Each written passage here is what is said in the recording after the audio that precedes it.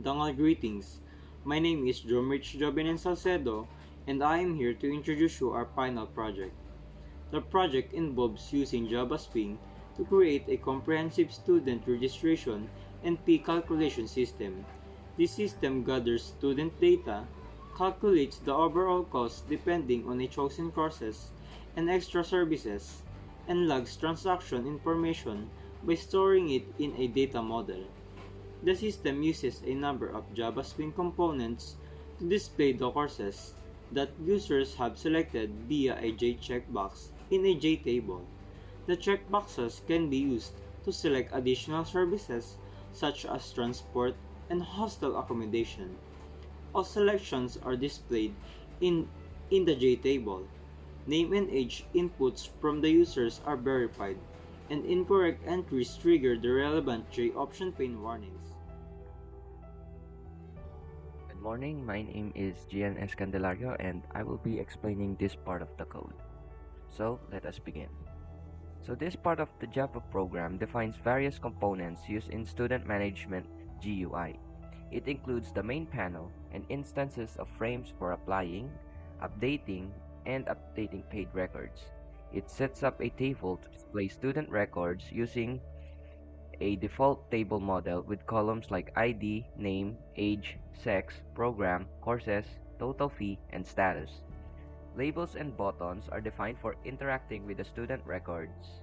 Additionally, it includes menu items and menus for navigation and functionality within the application.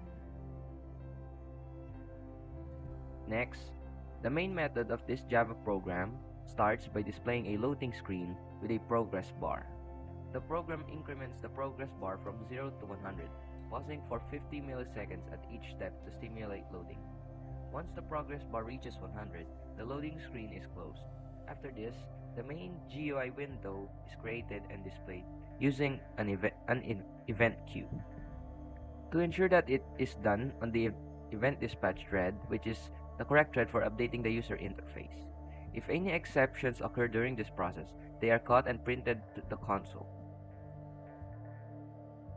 Next, the main constructor sets up the main window for the student management application, making it non-resizable and setting its title to Kabuya Institute of Computing Technologies, admin record log. The window size is 959 by 615 pixels, and it is centered on the screen. A menu bar is added with a student registration menu containing several items. Register now to open the apply frame, help to open a help window, log in to open a login window, log out to log the user out and disable certain buttons and menus, and lastly exit to close the application. And also separators are used within the menu to keep it organized. Next, the main constructor set up the management menu for administrative tasks, which is initially disabled. It includes options for managing programs and filtering record history. Manage available programs opens a frame for program management, while filter paid record history and filter unpaid record history open frames for viewing and filtering student records based on payment status. And once again, a separate organizes the menu visually. The content pane is configured with a scrollable area for displaying student records. Next, the code block you provide initializes several GUI components and their corresponding functionalities with the main constructor. First, it configures a JTable and table and it configures a named JTable to display student records with specific properties. It sets the table to non-editable and allows only single row selection. The column identifiers for the table are defined using an array named records and a default table model named studentRec, which is used to manage the table data. Next, it adds buttons for updating and deleting records, but they're initially disabled. The update button opens either an update frame or update paid frame based on the payment status of the selected record. The delete button removes the selected record from the table. Tables are added to display information about the institution, student records, and fee details. Additionally, a button named button payment is provided for registering payment records, but it is initially disabled. Overall, this constructor set up a graphical interface for managing student records within the administrative system of Kabuya Institute of Computing Technologies. That's all, thank you. I'm FRENZ DACILLO. I'm discussing about the help frame to our project. On help frame, on this frame is all about informing or directing the user about our programs. First label state the user to add new record, click student registration and click register now and fill up the form. The second label state that to update, choose a record and click update. And the third label to delete, choose a record and click register payment record. And the fourth one label is to update or delete a program. Click management and select manage available programs. And the last label state to view transaction history. Click management and select filter paid record history or filter unpaid record history. And this is the code for that. The login frame. On this frame will give us an account with a username and password for admin. And after that, he or she can have an access to the program. And what if the user enter incorrect credential? The program will ask for it again via J option pane. This is the code for that. First, the username and password set on static snippet, wherein it has a string username and password admin. And if it is true, the frame will be set to false and other button will enable true. Then the else statement, if the user don't match the username and password, a J option pane will pop up to notify the user that the username and password is wrong. The username, text field, and password will be clear and start again. Dangal greetings everyone, I am HAIDEE FAJARDO and today I will be discussing the apply frame. So the apply frame is the register student record window that will show up when you click the register now JOVIN new item. So for this code, it initializes a non-resizable JFrame titled student record register with specific size and position, centered on the screen. It sets up a J panel as the content pane with border and absolute layout. The frame includes several labels: register student record, last name, first name, and middle name, each positioned and styled appropriately within the content pane. Additionally, there is also a label for age, text fields for entering last name, first name, middle name, and age, and a label for sex. Also, the code includes radio buttons for selecting gender with labels male and female. Part of the code, it now includes a label which is courses and several checkboxes for different courses. Each checkbox is styled with a font and position within the content pane.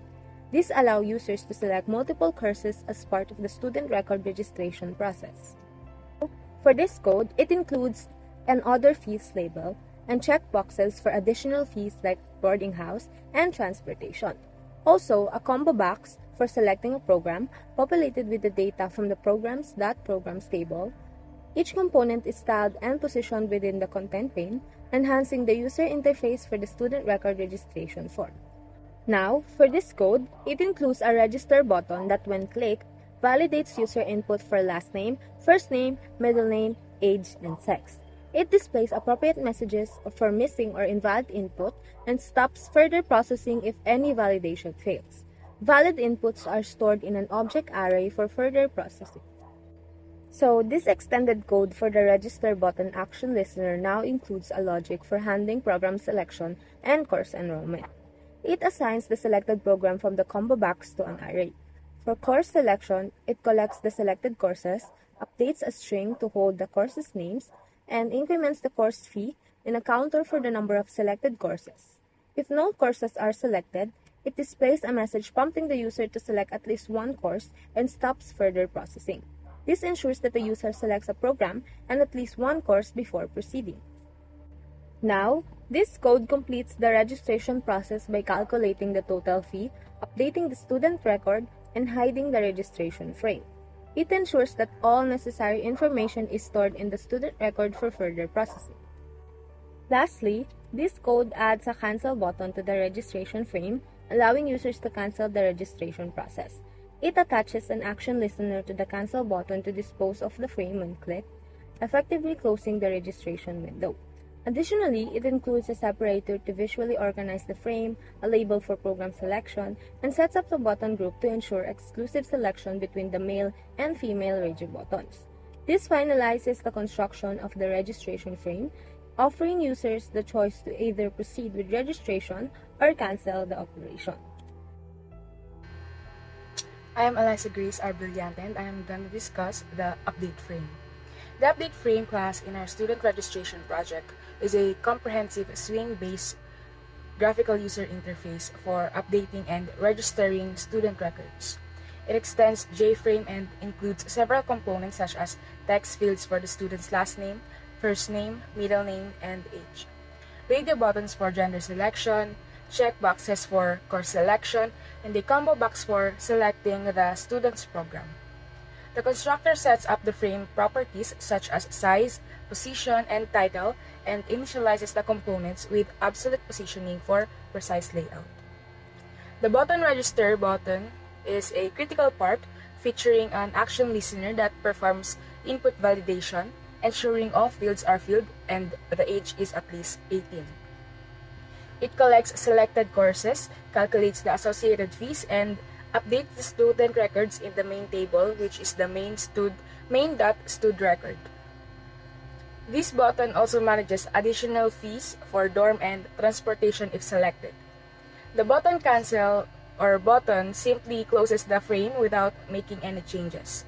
The radio buttons are grouped to allow only one gender selection, and the program combo box is populated dynamically from the program's class.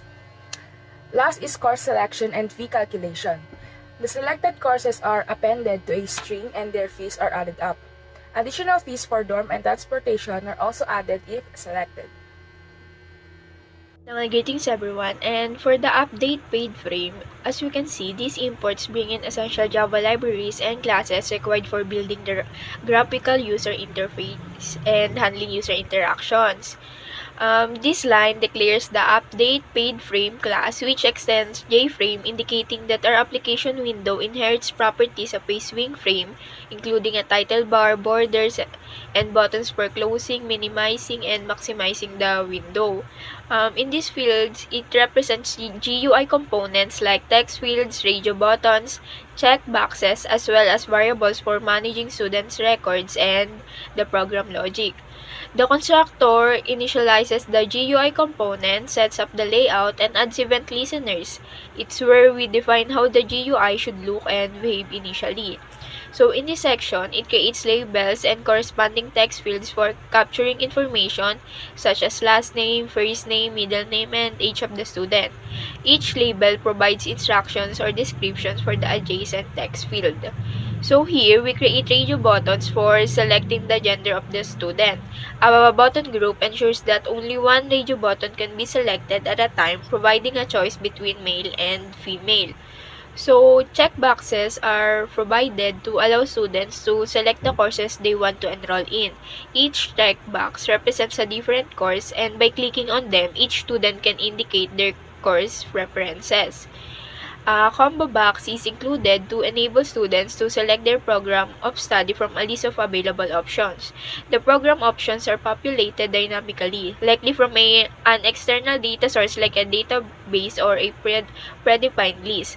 So in this section, it creates buttons for registering student information and canceling the registration process. Each button has an associated action listener to respond to user click appropriately. And in this section, we define the action listener for the register button. When clicked, it validates user inputs, updates student records if inputs are valid, and performs necessary processing based on user actions. So, this part of the code handles two important aspects of managing student records. First, checking the age entered by the user, and second, selecting the student's gender.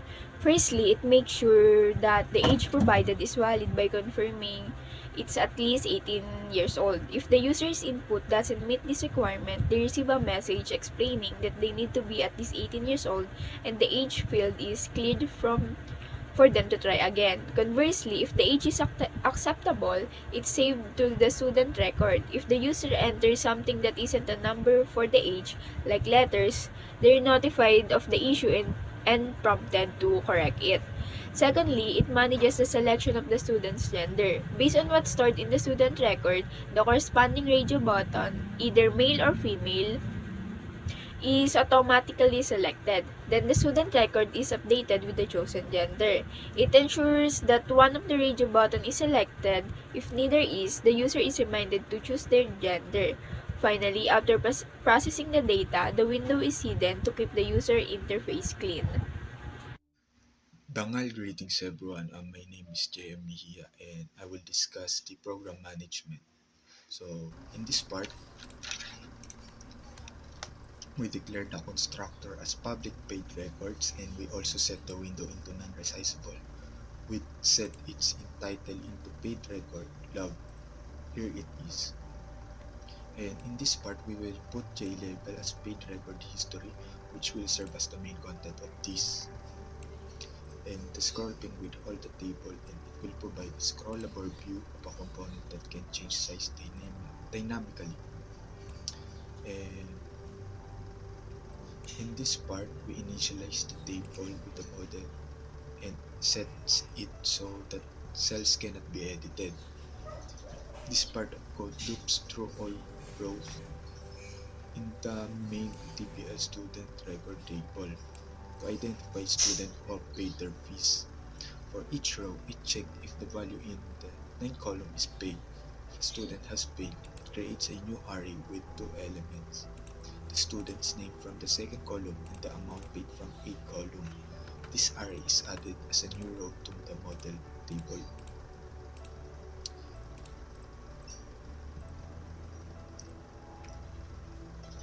And lastly, we set location relative to null to put the window is centered on the screen.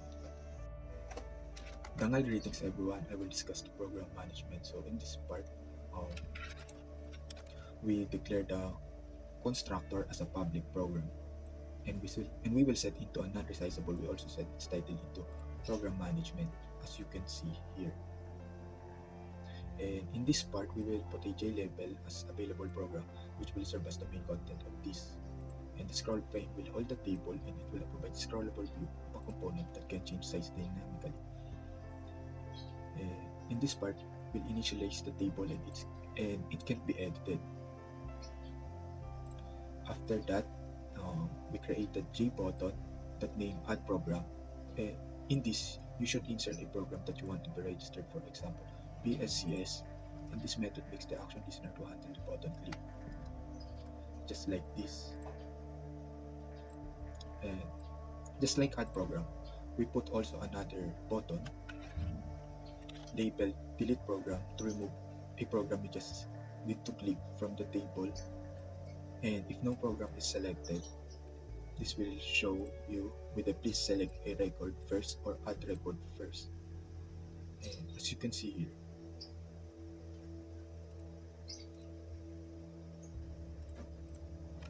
Greetings everyone. Today we're going to walk through a Java program that manages a record of unpaid dues. This program uses the Swing library for its graphical user interface. First, we import necessary packages from java.awt and javax.swing. The main class is unpaid record, which extends JFrame.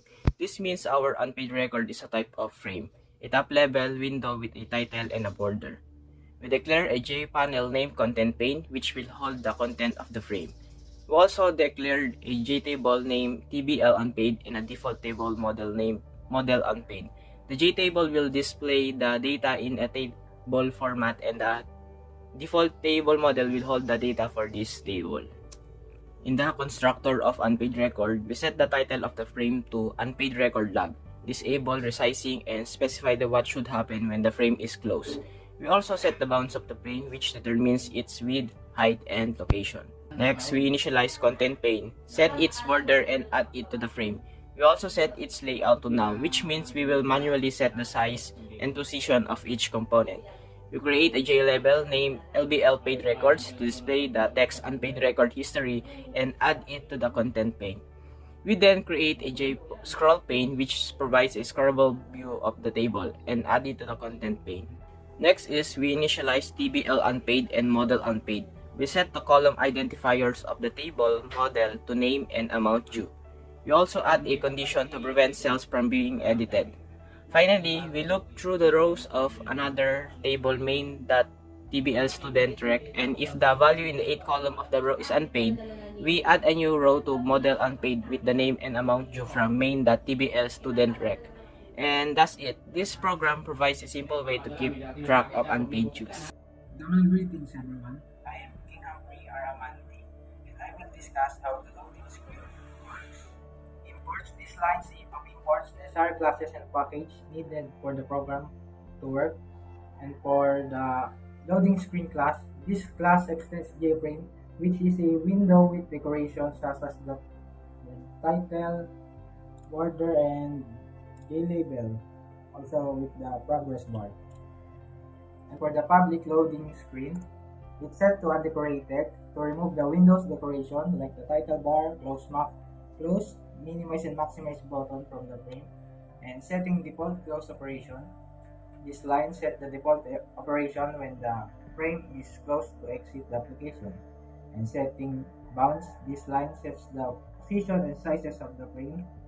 Creating content pane. And this section creates a JPanel named content pane, sets its border and sets its the content pane of the frame. The layout of the content pane is set to null, indicating that components will be manually positioned. And for the loading an image, this line loads an image from the application resources, decorating and create an image icon, object named icon. And for the creating a progress bar, this section creates a progress bar, sets its foreground color, enables screen painting to display the progress text, and position it within the content pane. Next is the LBL label. This label displays the text this way, and it's horizontally centered within its bound. And the LBL image, this label displays an image loaded from the icon object created earlier. It's positioned to the right of the progress bar with a font size of 20 pixels. In the LBL new label, this label displays the text Kabuyaw Institute. It positioned to the left of the frame, which is specific font size and color. This is for the LBL administrator record. This label displays the text administrator record. It positioned at the top left corner of the frame with a font size of 16 pixels and a black color. Next is for the LBL new label 1. This label displays the text of computing. It positioned below the previous label, which is a specific font size and color. And for the second LBL new label 2, this label displays the text technologies. It positioned below the previous label with the same font and color. Last is the setting location relative to null. This line sets the location of the frame relative to null, which means the frame will be centered on the screen when it's displayed. This main method appears to be the entry point of the application, so the loading screen will appear first before the main window, and it sets visible to true the loading screen object. And the loading progress, it sets up to loop to stimulate the loading progress inside the loop. It's update the progress bar, the loading screen, with the current value of the counter. The loops sleeps for 150 milliseconds between each update to stimulate the loading time. And for the disposing the loading screen, when the loading screen progress bar reaches the 100%, it automatically disposes on the main window, creating the main application frame. After disposing of the loading screen, it creates an instance of the main window and make it visible. For the error handling, it catches interrupted exception and print the stop trace if an interruption occurs during the sleep.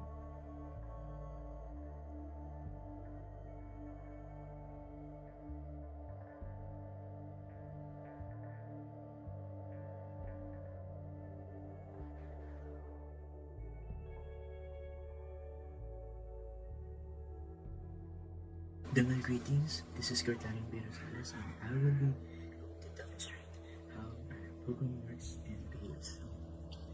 The first thing we need to do is to run the program, of course, and we will be greeted with the loading screen with the loading animation and the progress bar.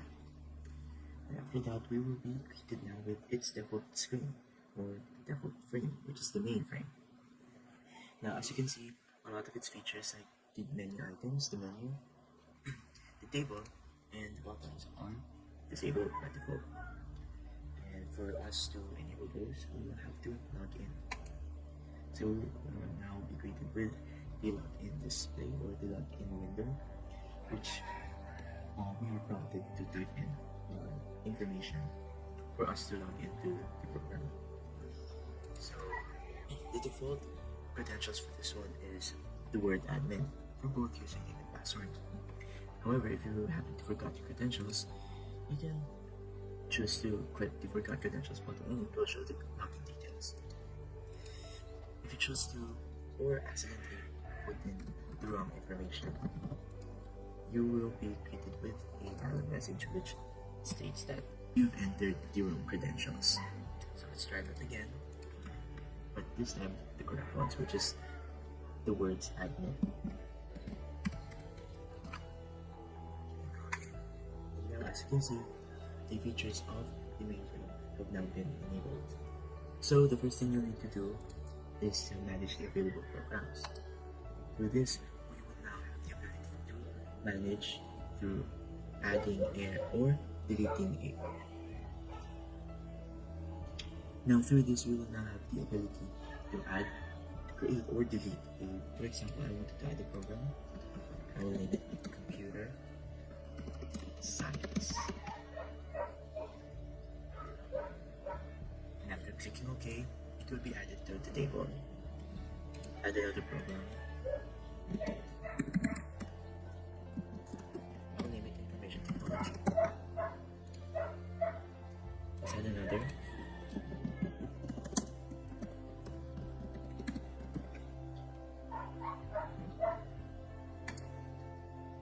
And the last one.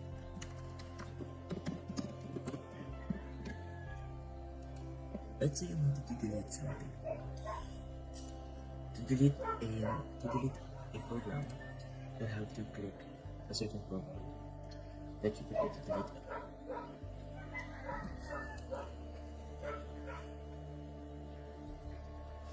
Let's say you wanted to delete a program, so what you need to do is to click the program that you wanted to delete and just click delete program. And now, as you can see, it's already deleted. And now you might ask, what does this do? So let's close this, and the entries that we have entered there will be shown in the registered form. As you can see, the 3 entries that we have entered there is shown in this program choosing option under the student register form. So let's see if it's purely dynamic. Let's delete computer engineering. So let's close this. Let's go back to the table. Click computer engineering to be deleted. Let's see, it's now deleted. Let's close. Go back to the form. As you can see, it's only 2 right now. So let's try to fill in the form with the necessary information. So last name, first name, and middle name, the age, the sex, the chosen program to be enrolled in, the chosen courses to be enrolled in, just choose randomly, and the other fees, let's choose transportation for now, and click on register. And as you can see, we have now an entry. It shows the name in a formatted way, the age, the sex that is chosen, and the program, the courses, the number of courses, and the total fee, and of course the status, which is of course unpaid. As you can see, the student record number is updated to 1. And now, let's try to add an entry.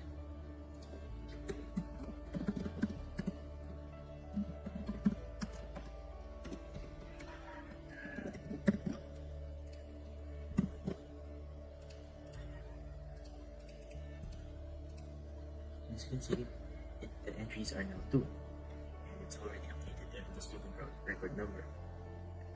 Let's say I wanted to update an entry or a record entry. First thing we need to do is to pick an entry or a record and click on update. So as you can see, we will be prompted to type in again the details, which will be shown as the updated information on the entry that we have selected. So let's say, let's state a different name.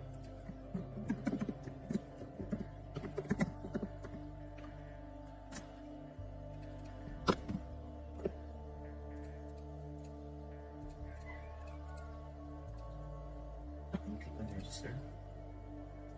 And as you can see, it already changed itself through the information that we have entered.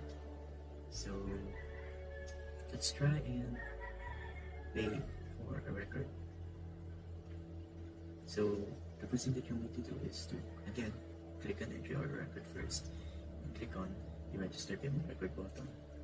Through this, we will be shown a J option pane or dialog message that is prompting us to enter the exact amount as the due amount that is shown to the selected entry. So in this case, it's 7,500. So we don't have to enter 7,500. But let's say I entered the wrong number. On OK, it says invalid payment, and the payment option will be aborted, and we will have to go through the process again. So it's still selected. Let's try to pay for it again. This time using the correct amount. So 500. And let's click on OK. As you can see, it said payment status updated. From unpaid status, it's now changed to the paid status. And let's see if it will reflect. And let's see if it will act.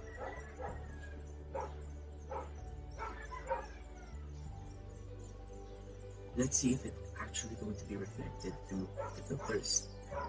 So in this program, we have the filter paid record and the filter unpaid record history. So what this does is to filter the records from the paid ones to the unpaid ones. So for the paid ones, we should only be seeing one entry, which is the first entry. And as you can see, for the paid record history, we have only one.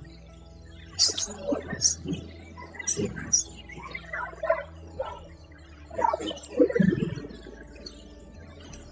Now let's go to the filter unpaid record history, which should be showing one, and as you can see, don't show one, which is the one entry. So let's see.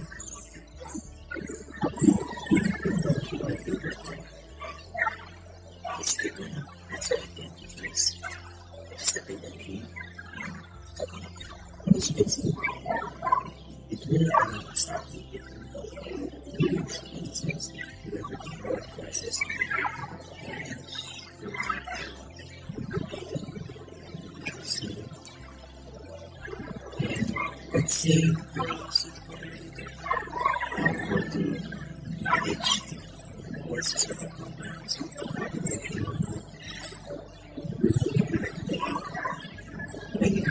Which transfers us to which actually states the instructions that we do if the procedure is the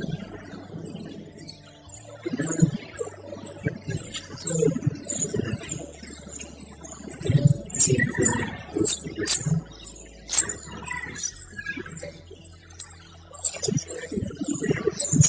the student record is not